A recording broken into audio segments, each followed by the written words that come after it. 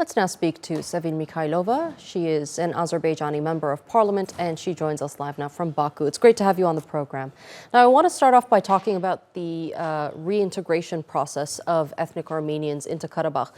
We know that no one is being forced to leave. In the contrary, they are being told to stay because their safety has been ensured by the Azerbaijani government. But there are people that, of course, have chosen to leave. Give us some insight into what the situation would be for the ones that have chosen to stay, the ethnic Armenians that have chosen to stay in Karabakh, and what the reintegration process would look like.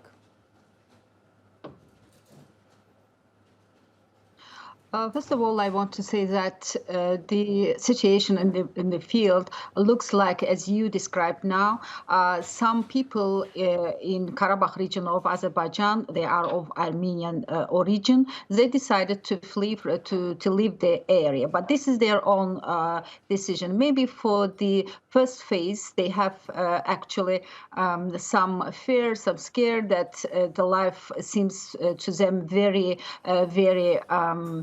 vague, but Azerbaijani government has numerously assured them that the life here will be calm, will be stable, their life will be secure, they can live and continue living as the way they lived. Because for the civilians, actually, Azerbaijani government undertakes all the security measures. But I want to clarify the measures who are living. The people who are living, they were illegally settled in this area. And over 30 years of occupation period, actually Armenia supposed the area as its own. And we have now witnessing that not only people of Armenian origin, but other people were also settled in this area. And they were settled in the houses of Azerbaijanis who were driven out from this from the Karabakh after Armenian occupation. So, of course, these people who lived there before occupation, they will have to leave because this is not their territory. We are speaking about the illegal settlement, which is even a crime in accordance with the international law. But for people who lived there before occupation and after occupation, they continue to live. Of course, Azerbaijani government undertakes all the obligation for their secure and safe life. I want to get your thoughts on how the Western media is covering the situation of the ethnic Armenians in Karabakh, because it's, for the most part, all in contrary to what's being projected from what's happening on the ground. Of course, you know, we have witnessed the dual standards of 30-year history of Karabakh conflict. And every time there were a propaganda machine who worked in favor of one side, in this case, in favor of Armenia, there was Armenian diaspora, Armenian lobby, and the forces who lobbied these groups. And they were assuring, they were convincing all in the West, in international community, that Azerbaijan actually were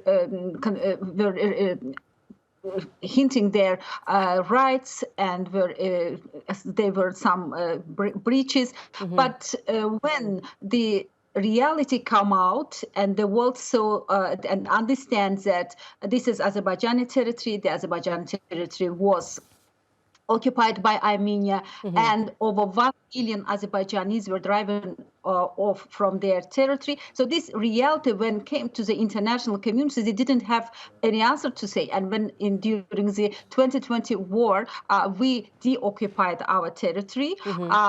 Actually, Azerbaijan restored its sovereignty in its territory. Now we see these forces to become very active. Right. And after the anti-terror measures on 19th of September, actually Azerbaijan could restore its sovereignty in the whole territory. Right. And it seems that forces in the West are not cannot reconcile with this reality, and they continue this anti-propaganda and their propaganda mission against Azerbaijan works. Well, looking at the latest statements from Pashinyan, he's been blaming Russia for the latest events that have been taking place, all while Russia is maintaining its position on the matter. Where do you think Armenia-Russian relations will lead to from this point on?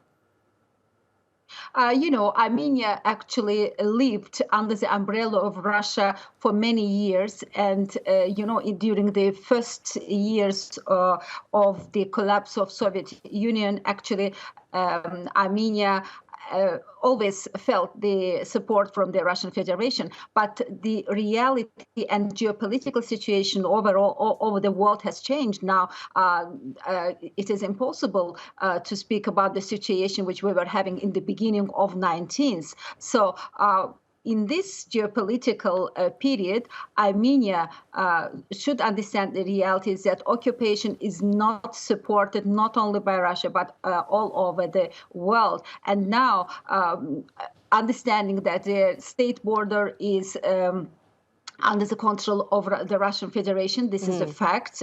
Russian state border soldiers are defending its state border. Right. Armenia wants Russia to be attracted to its illegal operations in the field and to act against Azerbaijan. But it doesn't happen. Russia now understand the situation, understand the reality. We have a strategic partnership agreement with Russia, and Russia actually respects the territorial integrity of Azerbaijan. And this makes Armenia crazy. Why not? And this is, I think, the main reason. All right, Sevil Mikayilova, unfortunately, that's all the time I have left. But thank you so much for joining us here on the NewsHour.